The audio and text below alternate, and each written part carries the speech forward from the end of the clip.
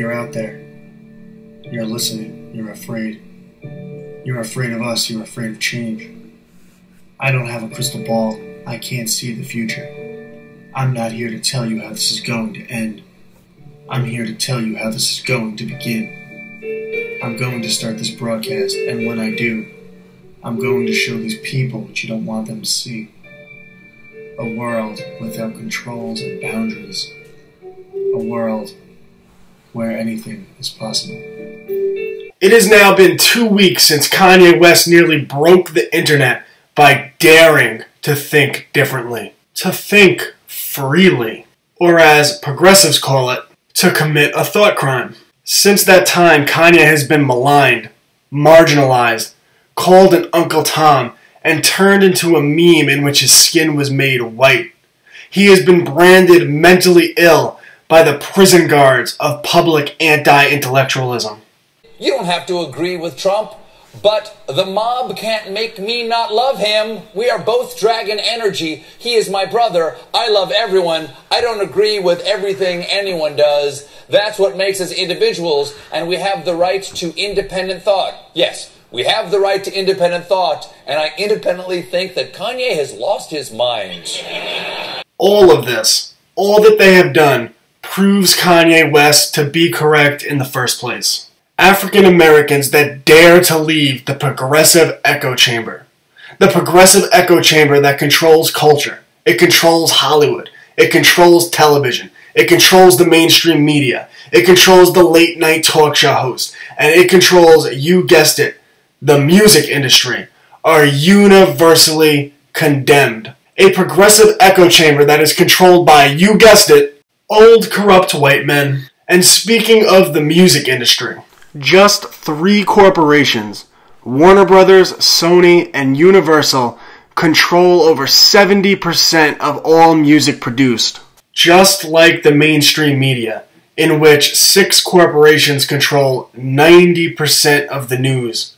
In the music industry, choice is an illusion. And of the 20 to 30% of independent labels that make up the music industry, very few of them have the resources or connections needed to get on MTV, VH1, or nationally syndicated radio. Independent creators are blocked by the progressive gatekeepers of American culture. And what is the business model for the 3 major record labels? To bring in as large an audience as possible of whatever demographic they are targeting so that they can maximize ad revenue.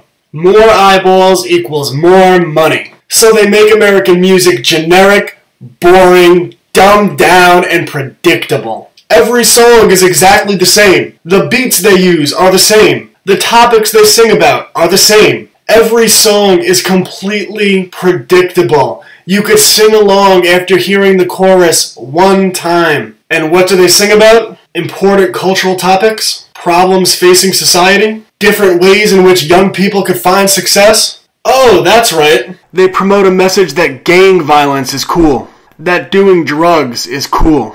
That promiscuity is cool. And that African Americans can't be successful in the corporate world or as entrepreneurs because, you guessed it, white people.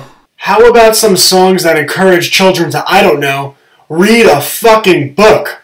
Instead, virtue signaling gatekeepers like Snoop Dogg call Kanye West all white now for daring to question the clearly toxic, establishment-pushed, progressive culture. Is it any wonder the self-esteem of America's youth is so low? Is it any wonder that depression has skyrocketed amongst teenage girls in America? And is it any wonder that there continues to be a rise in single-parent households across not just black, but all ethnicities? 29%.